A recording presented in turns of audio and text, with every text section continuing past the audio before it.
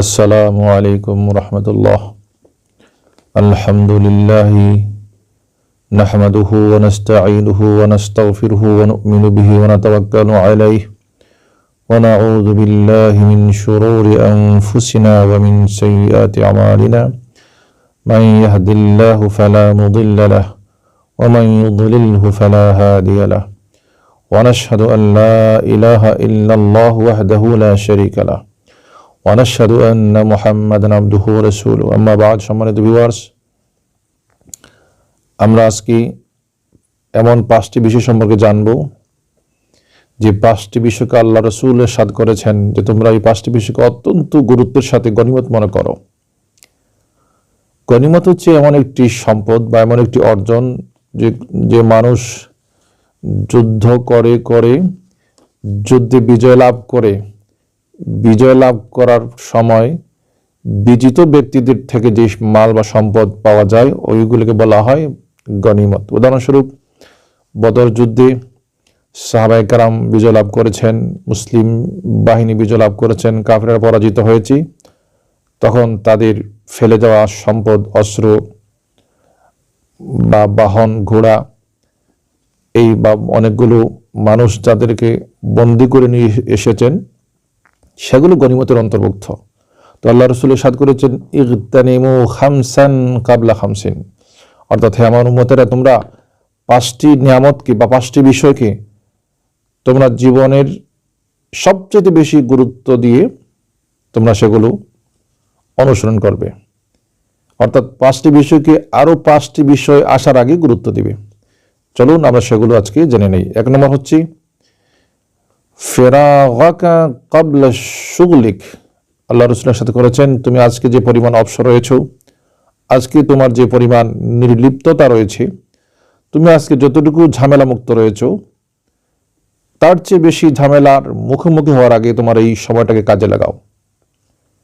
তো আমরা দেখেছি আজকে যারা যতটুকু যে পরিমাণ ঝামেলা মুক্ত রয়েছেন বা অবসর রয়েছেন, হয়তো আগামীকাল তিনি তার চেয়ে আরো বেশি ঝামেলায় নিপতিত হবেন, তিনি আরো বেশি ব্যস্ততায় মুখোমুখি হবেন। তো এর জন্য বলছেন, তুমি আজকে যে পরিমাণ ঝামেলা মুক্ত রয়েছো, যে পরিমাণ অবসর রয়েছো, এই সময়টাকে কাজে লাগাও, তোমার জন্য এটা হবে অত্যন্ত উপকারী। এই সময় তুমি আল্লাহর আনুগত্য করো, আল্লাহর হুকুম মেনে চলো, ইসলামী জ্ঞান অর্জনের সময় ব্যয় করো, অথবা আরো যত কল্যাণকর পথ রয়েছে, ব্যবস্থা রয়েছে, শেষ কাজে তুমি সময়টাকে কাজে লাগাও। একজন যদি মানুষ যদি সে দুনিয়াবাজ হয়, সে যদি দুনিয়ার লোভী হয়, তাহলে তার জন্যও এই শিক্ষাটা দরকারি। সে যদি তার অবসর সময়টাকে কাজে না লাগায়, তাহলে পরবর্তীতে সে এমন ঝামেলায় পড়বে যে কাজ করবার চাইলেও করবার সুযোগ থাকবে না, কারণ সময় তার হাতে কম থাকে। তো এই কারণে আল্লাহ রাসূল ইরশাদ করেছেন, তোমাদের আজকের অবসর সময়টাকে কাজে লাগাও, তার চেয়ে বেশি যখন তুমি ঝামেলায় পড়ে যাবে তখন আর কিছু করবার থাকবে না। 2 নম্বর হচ্ছে সিহহাতাকা ক্বাবলা সাকামিক। আল্লাহ রাসূল বলেছেন, তুমি আজকে যে পরিমাণ সুস্থ রয়েছো, আজকে যে পরিমাণ তোমার শরীর অবস্থা ভালো, মনে করেন চোখ ভালো, কান ভালো, হাতের শক্তি ভালো, পায়ের শক্তি ভালো, এমন এক সময় আসতে পারে পায়ে শক্তি থাকবে না, কোমরে থাকবে ব্যথা, পায়ে থাকবে, হাঁটু থাকবে ব্যথা, তারপরে চোখে থাকবে দৃষ্টিহীনতা, এরকম অনেক ঝামেলা থাকতে পারে। তো আল্লাহ রাসূল ইরশাদ করেছেন, তুমি আজকে যে পরিমাণ সুস্থ রয়েছো, এই সুস্থ থাকা অবস্থায় তুমি তোমার সময়টাকে কাজে লাগাও। হতে পারে তুমি আগামীকাল আরো বেশি অসুস্থ হয়ে পড়বে, আরো বেশি কোনো রোগের সম্মুখীন হয়ে পড়বে, তখন তোমার আর কিছু করবার সুযোগ থাকবে না। 3 নম্বর হচ্ছে গিনাকা ক্বাবলা ফাকরিক। তুমি আজকে যে পরিমাণ ধনী রয়েছো, অথবা আজকে তুমি যে পরিমাণ সম্পদশালী রয়েছো, তোমার এই সম্পদকে তুমি কাজে লাগাও। আগামীকাল হয়তো তুমি তার চেয়ে আরো বেশি অভাবী হতে পারো।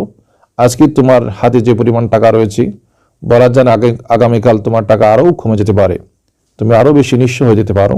তাই আজকে যে পরিমাণ সম্পদ তোমার হাতে আছে, সেই সম্পদটা কাজে লাগাও, আল্লাহর রাস্তায় ব্যয় করো, দ্বীনি কাজে, কল্যাণমূলক কাজে, সামাজিক কাজে ব্যয় করো।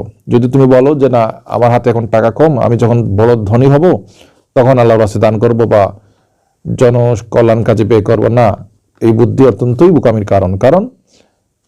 তুমি আজকে যে পরিমাণ ধনী আছো, আগামীকাল যে তার চেয়ে বেশি ধনী হবে সেই গ্যারান্টি তোমার হাতে নাই। এ কারণে তুমি আজকের সম্পদটাকেই কাজে লাগাও। বলা যায় না তুমি আগামীকাল এই সম্পদ থেকেও এই সম্পদ তুমি হেরে ফেলতে পারো। তারপরে বলছেন শাবাবাকা ক্বাবলা হারামিক, অর্থাৎ তুমি আজকে যে পরিমাণ শক্তিশালী রয়েছো, তুমি আজকে যৌবনে আছো, তোমার এই যৌবনটাকে কাজে লাগাও।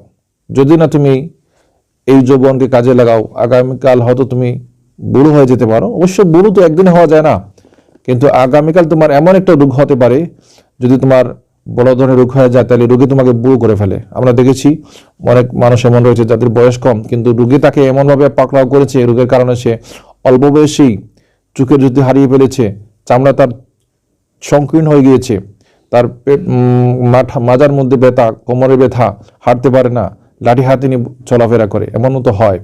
তো আল্লাহ রসুলের সাথে করেছেন তোমার যৌবনটাকে কাজে লাগাও। যদি তুমি আগামীতে আরো বেশি বয়স্ক হয়ে যাও বা তোমার বয়স এক সময় এত বেশি হয়ে যেতে পারে, তখন তুমি আর চাইলেও কিছু করতে পারবে না। আমরা আরেকটা হাদিসে দেখেছি আল্লাহ রসুলের সাথে করেছেন যে 7 শ্রেণীর মানুষকে আল্লাহ তাআলা আরশের ছায়ায় যে আশ্রয় দান করবেন, তাদের এক প্রকার হচ্ছে যে যুবক যৌবন অবস্থায় আল্লাহ তাআলার আনুগত্য করেছে, নামাজ রোজা পালন করেছে, হালাল অর্জন করেছে, হারাম থেকে বেঁচে থেকেছে, ওই মানুষের জন্য খুশখবরি রয়েছে, সে কঠিন হাসরের মাঠে আরশের ছায়ায় আশ্রয় পাবে।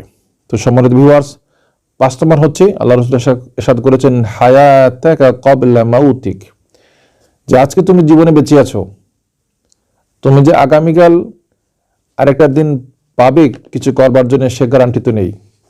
প্রতিটি মানুষের মৃত্যু তার জন্য অজানা। আল্লাহ ইরশাদ করেছেন লিকুল্লি কওমিন আজাল ইযা জাআ আজালুহুম লা ইস্তাখিরুনা সাআতান ওয়া লা ইস্তাকদিমুন।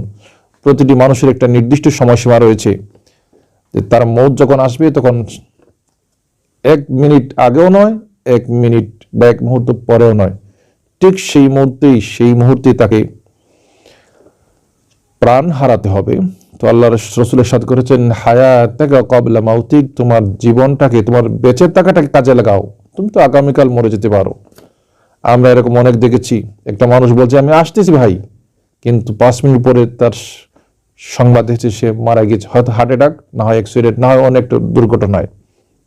তো মৃত্যু আমাদের সাথেই আছে। সুতরাং আমরা যখন বেঁচে আছি আমাদের জীবনটাকে কাজে লাগাই। বলা যায় না আমি আগামীকাল মরে যেতেও পারি। আজকে যে যুবক সে যে বুড়ো হয়ে মারা যাবে এমন কি গ্যারান্টি আছে?